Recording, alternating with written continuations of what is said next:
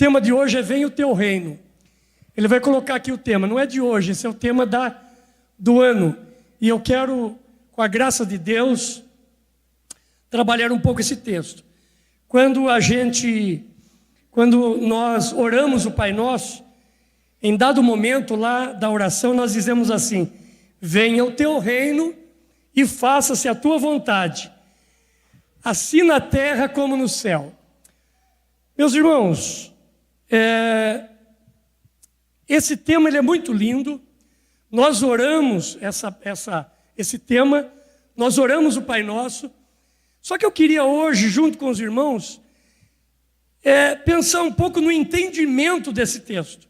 Por exemplo, venha o Teu reino. Quando você diz venha o Teu reino, você está pedindo o reino. Você está pedindo que um governo venha sobre você, sobre nós. Venha o Teu reino. E quando você diz venha o Teu reino, esse reino vem, e aí você diz assim: seja feita a vontade desse reino. Ou seja, esse reino tem um rei. É monarquia. Eu e a pastora Solange estamos assistindo The Crown, que até, não sei se a pronúncia é essa mesmo, né? The Crown. The Crown. Isso mesmo, filha? The Crown. Crown. Isso. A coroa, né? Rainha Elizabeth. Onde, inclusive, a gente tem a alegria de saber que ela chama Billy Graham para orar na casa dela, para pedir conselho, e faz até um culto lá, na igreja onde ela reside ali. Então, quando nós dizemos, seja feita a Tua vontade, nós estamos dizendo assim, que nós estamos nos submetendo a esse reino, submetendo a esse rei. Agora é muito interessante, porque o texto ainda continua, apenas um verso, hein? Imagine quanta coisa linda aqui, ó. Assim na terra como no céu. Irmão, irmã, quando a gente ora assim, e como vamos declarar isso o ano todo, nós estamos dizendo: Deus, Tu és o nosso rei, o Teu reino é o nosso reino, então seja feita a Tua vontade, assim na terra como é no...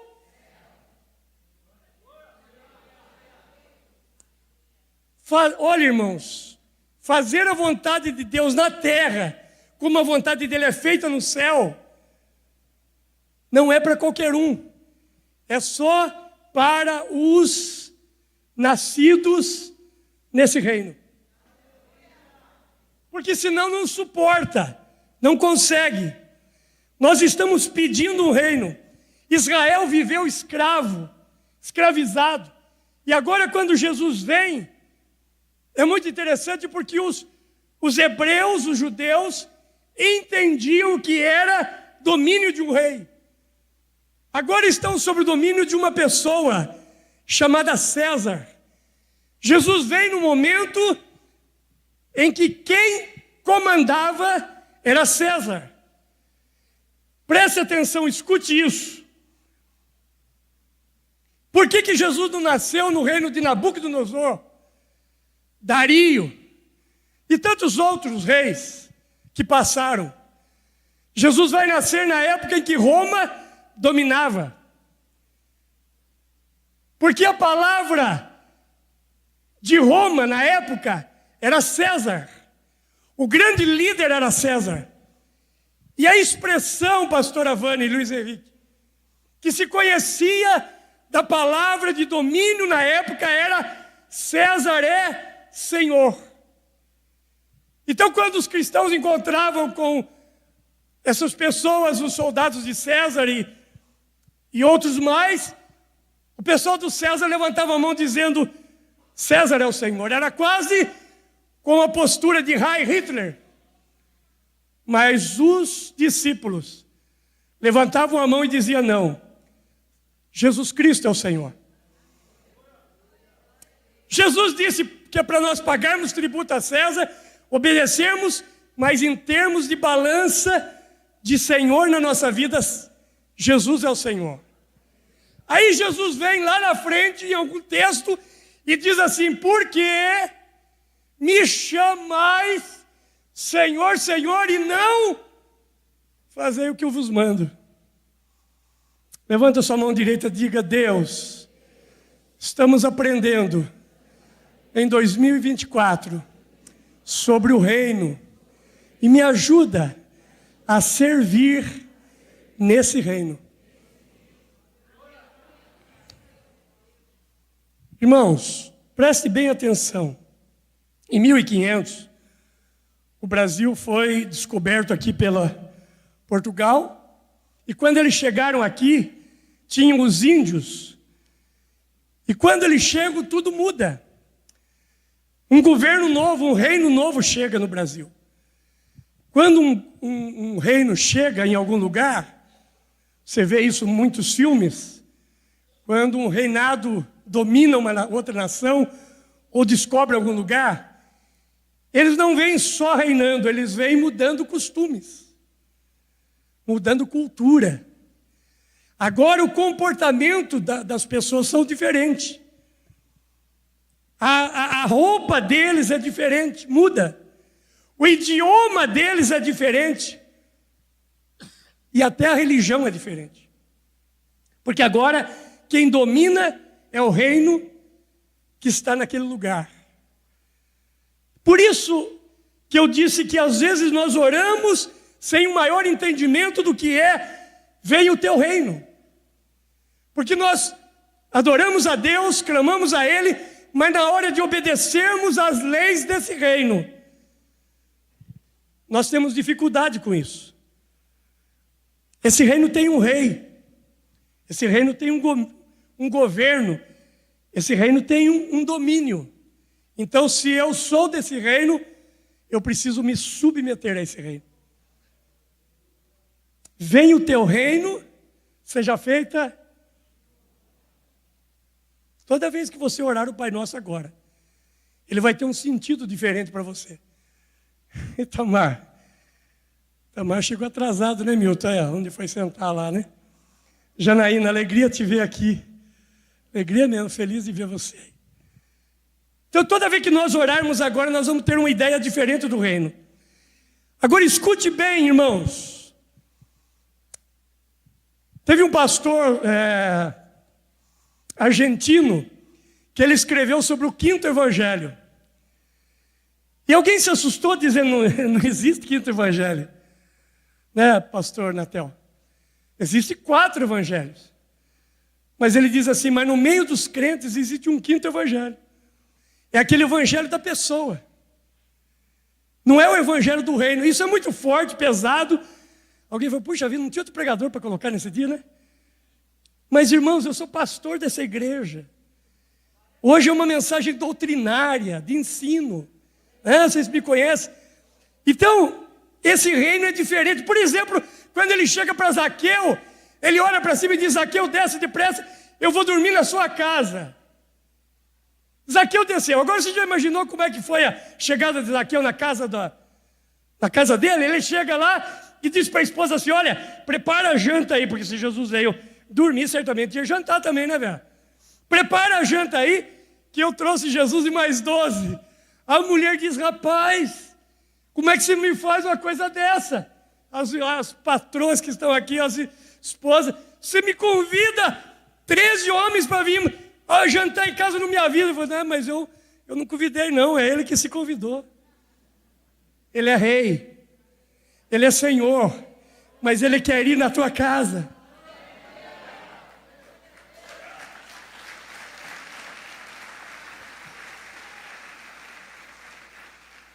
Não é uma opção, é uma ordem.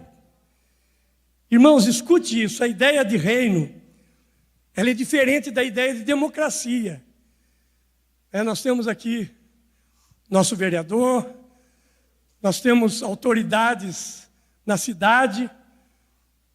A palavra democracia ela é muito bonita. Você sabe que a democracia é bom para os outros.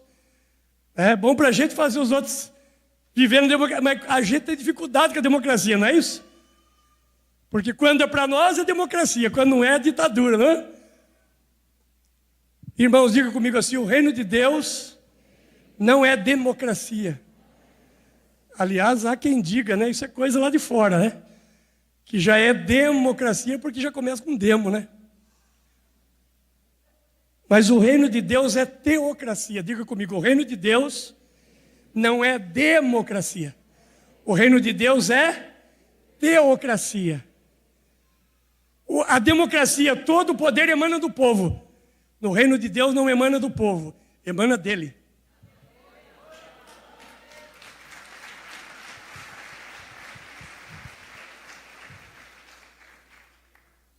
Onde tem gente tem Deus, não é verdade? A voz do povo é a voz de Deus, não é verdade? Todo caminho leva a Deus, não é verdade? Isso é coisa que criaram aí para facilitar a amizade, evitar problemas. O reino de Deus é a autoridade de Deus. Vamos lembrar disso na Bíblia? Teríamos muitos textos, mas vamos lembrar quando Deus governava o povo de Israel. Um dia o povo se reúne, Denis, e diz assim, todas as nações têm um rei, nós não temos, queremos um rei. Deus disse assim, eu quero ser o rei de vocês, eu quero ser o governo de vocês, eu quero ser o senhor de vocês. Mas o povo escolheu Saul, que foi o primeiro rei de Israel. O povo gosta de escolher rei, mas é bom lembrar que nós já temos um rei. Esse reino já tem um rei. E foi um tempo muito difícil, se sabe, para Israel. Então, a história do poder de Deus e do reino de Deus, ele é mais forte do que a gente pensa.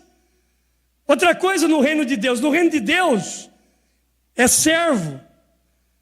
Quando você olha para alguns líderes religiosos, falando agora de gente na posição minha, de pastor, que se você não chamar ele de bispo, sacerdote, apóstolo, semideus, sei lá, arcanjo, querubim, ele não está feliz, porque ele gosta do título. Eu chego a pedir para as pessoas, não me chamem de título. Agora, essa semana, não sei se vocês viram, mas se não viram, depois fala, eu mando. Eu não vou pôr aqui, lógico que não vou fazer isso, é questão de ética. Mas está lá, postaram lá, apresentando um pastor. Irmãos, eu mostrei para minha esposa hoje, antes de vir para cá. O rapaz está apresentando, o pastor está aqui atrás. Aí ele diz assim, nós vamos receber o teólogo pós-graduado em capelania. Terceiro, doutor honoris causa, quase que errei, doutor honoris causa da educação cristã. Doutor honoris causa, é assim mesmo que fala, né? Honoris. Doutor honoris causa educação eclesiástica. Mais um, cidadão honorário em 12 cidades. Sexto, cidadão honorário em 2 estados do nosso Brasil. Sétimo, comendador, pioneiro do estado. Não vou falar. 8, presidente da cidade. Eu também não vou falar. Está lá, irmão, só procurar, está lá para todo mundo ver. Você vai achar. Presidente, irmãos, estou no 9º já aqui, ó. Presidente da União de Ministros.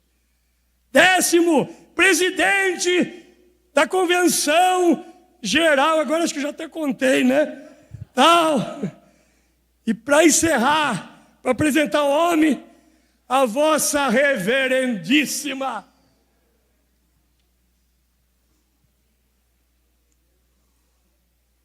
Que reino é esse, irmão? Quem que é o rei ali? Jesus não é. Ali é o reverendo fulano de tal. Aí você pega Tiago. Já viu? Começou o livro Tiago? Tiago, servo do Senhor. Simão Pedro, servo do Senhor. Paulo, servo do Senhor. Até Maria, mãe de Jesus, aqui está a serva do Senhor.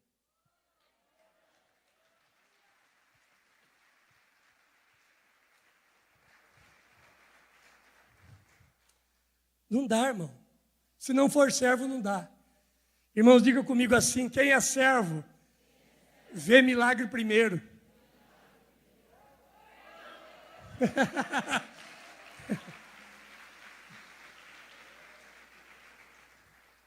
Onde que está escrito isso? Está lá em João 2,9. Põe para nós aí, filha. João 2,9, no casamento.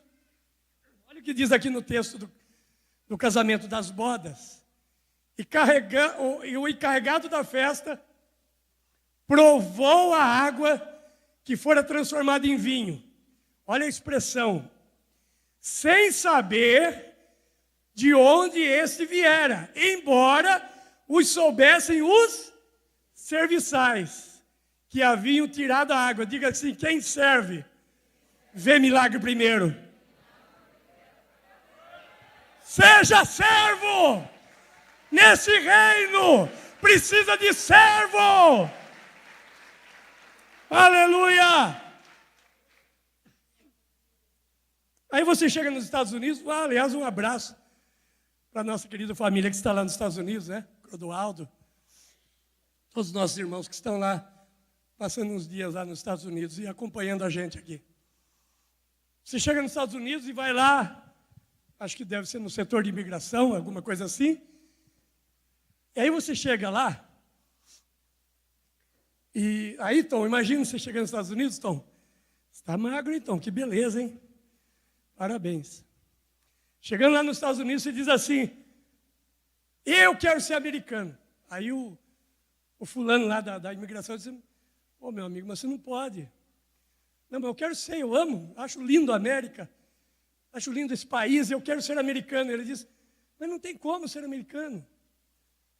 Ele diz: mas dá um jeito, vê o que pode fazer. Eu falo: não, o máximo que pode no futuro é conseguir um green card, não é isso? Mas não dá para ser americano. Mas eu quero. Aí de tanto insistir, eu falo assim: o que eu tenho que fazer para ser americano? Aí o homem diz assim: o único jeito é você morrer lá em Itapetininga, no Brasil, nascer de novo, só que dessa vez nos Estados Unidos.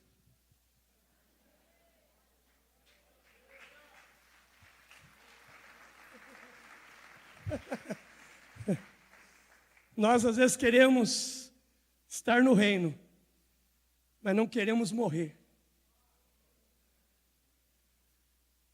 E com a mesma atitude do reino das trevas, não dá para ser desse reino.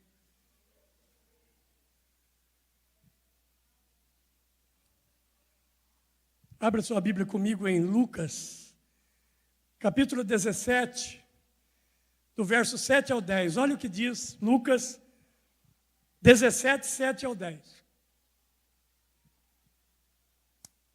Qual de vocês, tendo um servo que esteja arando ou cuidando das ovelhas, lhe dirá quando ele chegar do campo: vem agora, sente-se para comer? Ao contrário, não dirá: prepara o meu jantar, apronta-se, sirva-me, enquanto eu como e bebo, e depois você pode comer e beber. Verso 9: será que ele agradecerá ao servo por ter lhe feito o que foi ordenado? Agora o 10 é muito forte, né, irmão? Assim também vocês, Jesus falando para os discípulos, quando tiverem feito tudo que for ordenado, devem dizer: nós somos servos inúteis, apenas cumprimos o nosso dever. Eu não estou fazendo nada mais para Deus quando eu venho num culto, irmão. Quando eu sirvo a Deus, quando eu ganho uma alma, quando eu resolvo servir na igreja, quando eu resolvo ser um voluntário, quando eu faço alguma coisa para alguém no reino. Porque nós somos chamados para servir.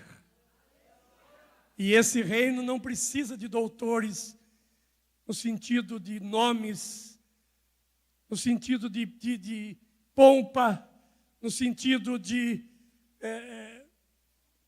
títulos, obrigado, mas sim de servos.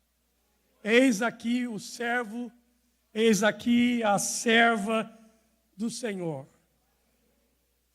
Irmãos, outra coisa, esse reino tem uma linguagem.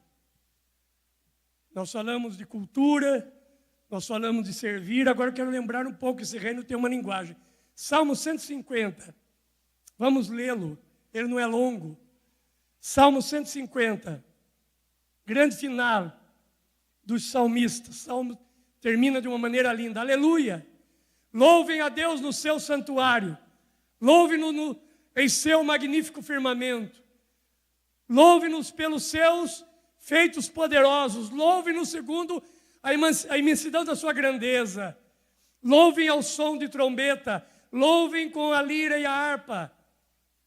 Louvem com os tamborins e danças. Louvem com instrumentos de cordas e com flautas. Louvem com símbolos sonoros. Louvem com símbolos ressonantes. Tudo que tem vida. Louve ao Senhor. Aleluia. O começo diz assim: louve ao Senhor pelos seus poderosos feitos. Você já reparou que como servo, a gente tem uma linguagem melhor? A gente começa a agradecer a Deus por alguns detalhes que quando não somos servos não sabemos fazer. Quando você era apenas um religioso, você não tinha uma oração que era repetida, era aquilo. Se alguém mandasse orar, você ia orar aquilo. Aí você se tornou um servo de Jesus. Entrou para esse reino. Você começou a louvá-lo de forma diferente. Mas ainda precisamos melhorar. Vamos pensar, eu não vou fazer isso, mas vamos pensar que eu dissesse agora aqui, irmãos, nós vamos ter um momento de louvor e adoração agora. E nessa adoração e glorificação, nós vamos louvar a Deus pelos seus atos poderosos, pelos seus poderosos feitos.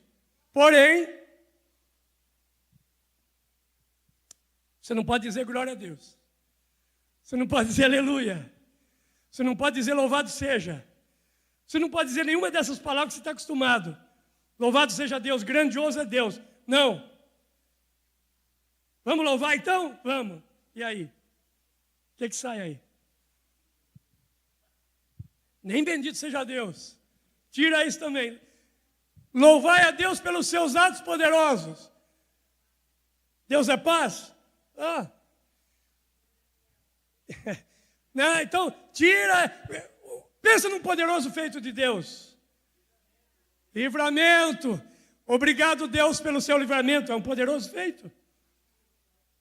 A misericórdia. Irmão, deixa eu falar uma coisa aqui. Quem tomou banho hoje?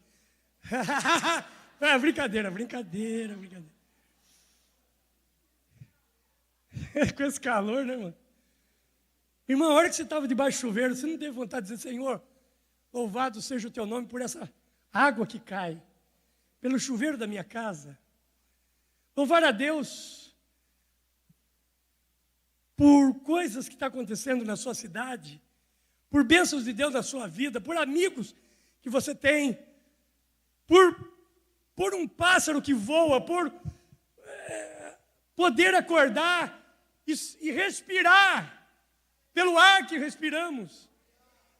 É forma de que, quando estamos no reino, nós começamos a orar por detalhes, agradecer por detalhes que estão acontecendo no nosso culto, na nossa vida. E no culto hoje poderíamos fazer isso. Por isso vem o salmista lá e diz assim: o seu louvor estará continuamente na minha boca. Que senão se pode louvar a Deus, ou se pode amanhã dizer assim: que calor terrível. E hoje aqui glorificamos a Deus, aleluia, louvado seja, mas amanhã a linguagem já não é do reino. Alguém brincou assim, que foi reclamar, em vez de ver as coisas boas, ele falou assim: falando de uma cidade, né, qualquer aí. Cidade difícil. De dia falta água. Cidade que não produz. De dia falta água. De noite falta luz. Porque o tom nosso é de reclamação. A nossa linguagem não é a linguagem do reino.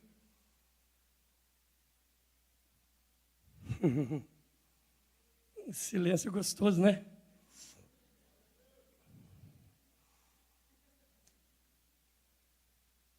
Não aguento mais essa vida. Então morre.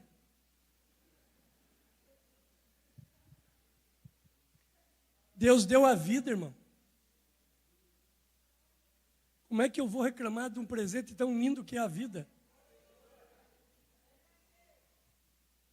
Que horrível. Não aguento essa família. Mais um assunto para a gente já vai caminhar para o final, graças a Deus, né, irmão? Irmãos, você já pensou o que aconteceria conosco agora se o oxigênio que está nesse lugar fosse tirado? Todo mundo morria. É verdade ou não é? Diga comigo assim: o oxigênio do reino é o amor. É o que nos mantém vivos, irmãos. Por isso nós temos que ser um povo diferente.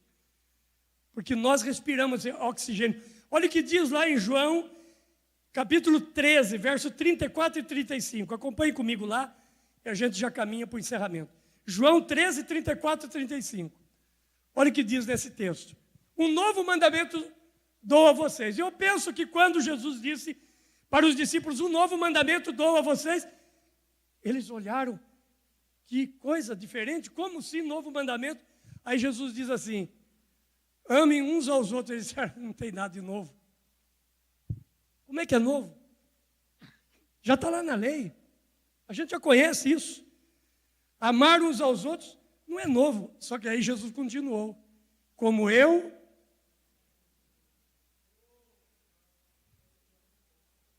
Como é que eu amo o outro? O irmão está sem camisa, eu dou a minha camisa.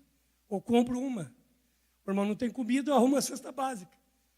Mas como Jesus amou, é mais intenso. Porque é o reino de Deus. Então o evangelho é isso. Lá no passado, hoje não tem mais, né, irmão?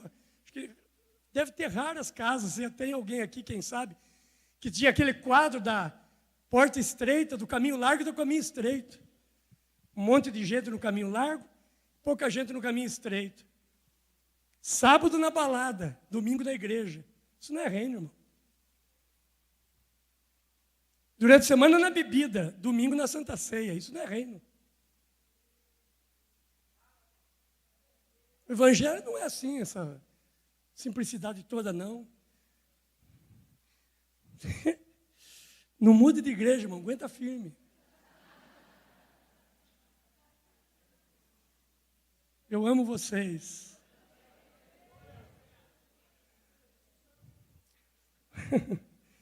Irmãos, diga comigo assim, o amor é o único sentimento eterno. Por que eu digo que o amor é o oxigênio do reino? Porque algumas congregações já morreram, porque o oxigênio foi tirado. E nós não queremos que a nossa congregação morra, que a nossa igreja morra, que o nosso povo morra. Que possamos amar uns aos outros, como Jesus nos amou. Agora, olha o que diz, aliás, não precisa nem ler, né? Você conhece decoradamente. Lá em 1 Coríntios 13, 13, o texto diz assim, ficará apenas a fé, a esperança e o amor. O maior desse é o... Levante a mão direita e diga assim, o amor é o elemento eterno. Aleluia! Aleluia! Diga comigo assim, o amor é luz. 1 João 2, versos 10 e 11. Primeira carta de João, lá perto de Apocalipse. 1 João, capítulo 2, versos 10 e 11. Quem ama seu irmão permanece na luz e nele não há causa de tropeço. 11. Mas quem odeia seu irmão está em trevas, anda nas trevas, não sabe para onde vai, porque as trevas...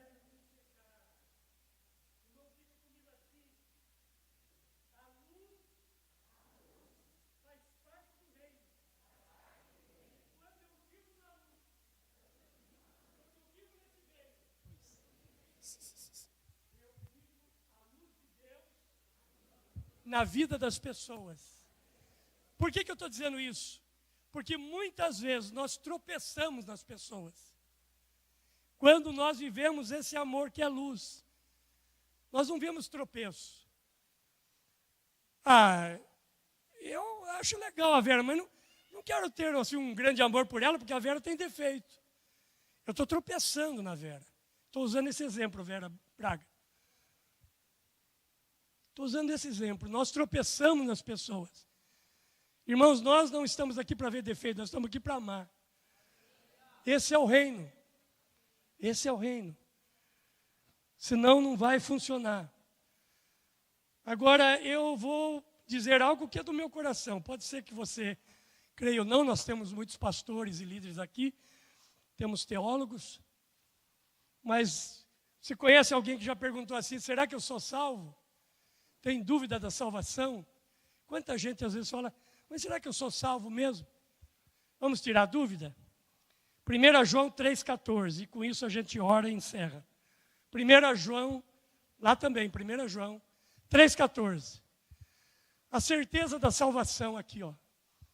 Sabemos que passamos da morte para a vida, porque amamos nossos irmãos. Quem não ama, permanece na morte. Levante a mão e diga assim, eu estou salvo. Porque nesse reino, eu amo meu irmão, eu amo a minha irmã.